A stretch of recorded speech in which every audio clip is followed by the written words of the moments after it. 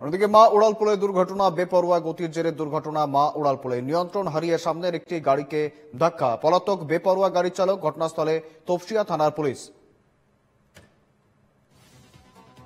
মা উড়ালপুলে দুর্ঘটনা, বেপরোয়া গতির জেরে দুর্ঘটনা মা উড়ালপুলে।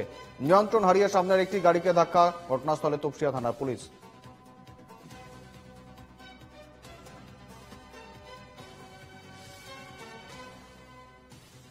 সঙ্গে রয়েছেন প্রতিনিধি বিউ সরকার। বিউ, রীতিমতো নিয়ন্ত্রণ হারিয়ে সামনের একটি গাড়িকে ধাক্কা মারার অভিযোগ উঠছে।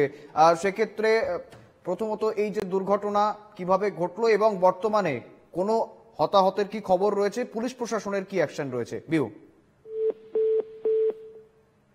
যোগাযোগ বিচ্ছিন্ন হয়েছে।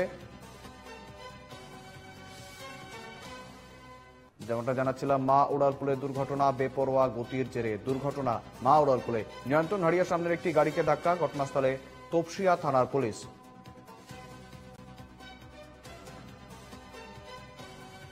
আবারও যোগাযোগ করছি আমরা, সঙ্গে রয়েছেন প্রতিনিধি বিউ সরকার। বিউ, নিয়ন্ত্রণ হারিয়ে এই দুর্ঘটনা, প্রাথমিকভাবে কি কোনো হতাহতের কোনো খবর উঠে আসছে? তার পাশাপাশি পুলিশ প্রশাসনের কি অ্যাকশন রয়েছে? বিউ,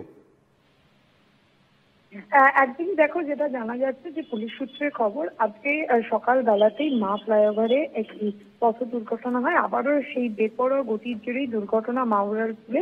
ফ্লাইওভারে গাড়ি ফেলে উধাও বেপরোয়া গাড়ির চালক এবং ঘটনাস্থলে তপসিয়া থানার পুলিশ যায়। যেটা পুলিশ সূত্রে খবর যে ওই গাড়ির গতিবেগ প্রায় 100 থেকে 120 কিলোমিটার ছিল এবং সজোরে গাড়িটি আসে এবং তারপরে গাড়িটিকে ধাক্কা মারে, পাশে ধাক্কা মারে ফ্লাইওভারের পাশে, এবং তারপরে গাড়ির যে চালক সেই চালক পালিয়ে যায়। যদিও কোনো এই ঘটনায় হতাহতের খবর নেই, কিন্তু বারবার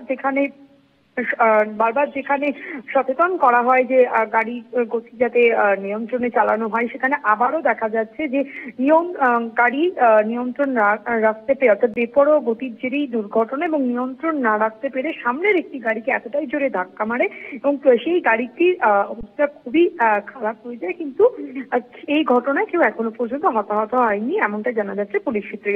গাড়ির যে চালক ছিল সেই চালককে খোঁজ করছে পুলিশ। বেশ, ধন্যবাদ বিউ।